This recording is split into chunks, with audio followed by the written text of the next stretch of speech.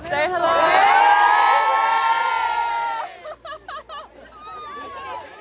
Imagine being 18. You've just finished your A-levels. No coach with a superstar resume, no sponsor overload, just your racket, a quiet determination, and a belief that maybe, just maybe, you can make it through US Open qualifying.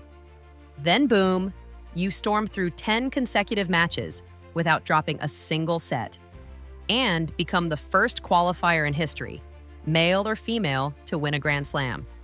That's not a fantasy. That's not a movie script. That's Emma Raducanu's fairy tale. She didn't just shake up tennis, she made the whole world sit up. A teenager from Britain, fresh-faced and fearless, rewriting history under the lights of New York City.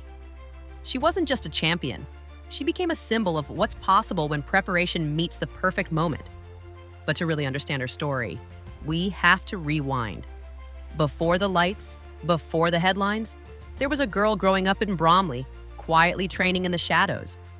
Emma was born in Toronto, Canada, in 2002 to a Romanian father and a Chinese mother. When she was 2, her family moved to the UK and settled in South London. And let's just say, her household didn't do shortcuts. Her parents were academically driven and laser-focused on discipline. Her dad, Ian, and her mom, Renee, instilled in her a work ethic that was built on repetition, learning, and not making excuses. Emma would later credit them for her mindset, saying they pushed her hard, but with love. She wasn't raised in a tennis-only bubble. Emma's childhood was packed. She dabbled in ballet, tore up motocross tracks, and even tried go-karting. She was constantly testing herself, physically, mentally. That early exposure to varied sports didn't just build her coordination. It gave her an edge, that raw, unfiltered athleticism you see when she slides across a baseline like it's nothing. But tennis, that became her calling. She picked up a racket around the age of 5, and by the time she hit primary school, coaches were taking notice. She started training seriously, but her parents insisted that education stay front and center. She wasn't traveling full-time like some juniors. She stayed in school, aced her subjects, and still managed to climb the ranks quietly. At just 15, she played her first ITF event. At 16, she made the quarterfinals of the Wimbledon girls singles in 2018. She didn't get the media buzz others did, but insiders saw the signs. Her movement, her composure, her ability to think 2 shots ahead. Fast forward to 2021, it's Wimbledon. Emma gets a wild card into the main draw, ranked outside the top 300. Most thought she'd lose early, but match after match, she shocked the field. Wins over top-tier players, including Olympic champion Marketa Vondrousova. Suddenly, she's in the 4th round at her home slam, and Britain's falling in love with her. Then, mid-match, she struggles with breathing and is forced to retire. The headlines came fast, the pressure even faster, but Emma, she regrouped. Just 2 months later, she flies to New York to play the US Open. And what follows is arguably the most jaw-dropping Grand Slam run in the sport's modern era. She plays 3 rounds of qualifying, then another 7 in the main draw, and doesn't drop a single set. Not one. Along the way, she defeats Olympic gold medalists, top 20 seeds, and rising stars, culminating in a showdown against Leylah Fernandez, another teen phenom, in the final.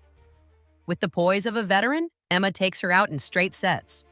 And just like that, she becomes the youngest slam champion since Maria Sharapova in 2004. Her victory sent shockwaves, not just in Britain, but globally. Social media exploded.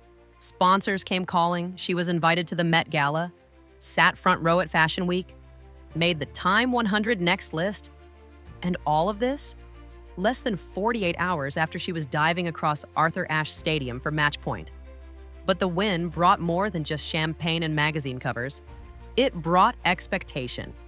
And with that came hard decisions. Starting with her coaching team, she parted ways with Andrew Richardson, the coach who helped her win the US Open. Many questioned the move, but Emma said she needed someone with long-term tour experience.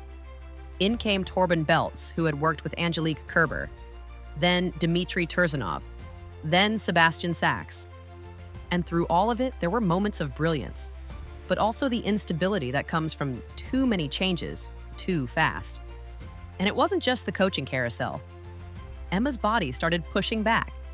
Injuries began to mount: wrist, ankle, back. In 2023, she underwent surgery on both hands and an ankle, sidelining her for months. Her ranking plummeted. Critics began to whisper, was it all just a one-time thing? But those who paid attention saw something different. Through every rehab post, every press conference, she never lost her composure. She never made excuses. She kept working. And it hasn't all been losses. There were glimpses, like a strong showing in Seoul where she made the semifinals in 2022. Matches where her shot-making looked effortless, her returns as crisp as ever. The potential never disappeared. It just needed time to rebuild.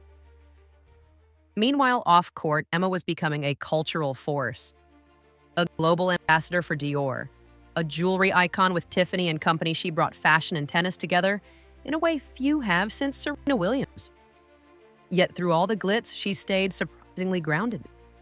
Reports say she still FaceTimes her dad after matches, still values privacy, still chooses quiet over chaos when she can.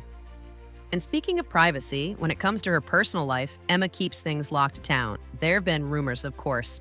Names floated, paparazzi clicks, but nothing confirmed. Emma knows the power and the danger of fame.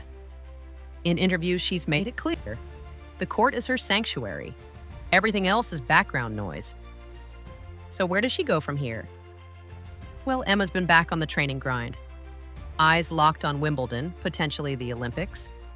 Maybe even another deep run at the US Open. The narrative is shifting from one-hit wonder talk to redemption arc. And let's not forget, she's only 22. Most players haven't even hit their stride by then. Emma already has a slam, a fan base, and the kind of resilience you can't teach. She's inspired a whole generation of British kids to believe, to swing freely, to chase crazy dreams. Whether she wins more majors or not, her impact is sealed. She proved that fairy tales can happen, even in the gritty, ruthless world of pro tennis. From a London suburb to the top of the tennis world, Emma Raducanu didn't just win the US Open. She won hearts. And one thing's for sure, she's only just getting started.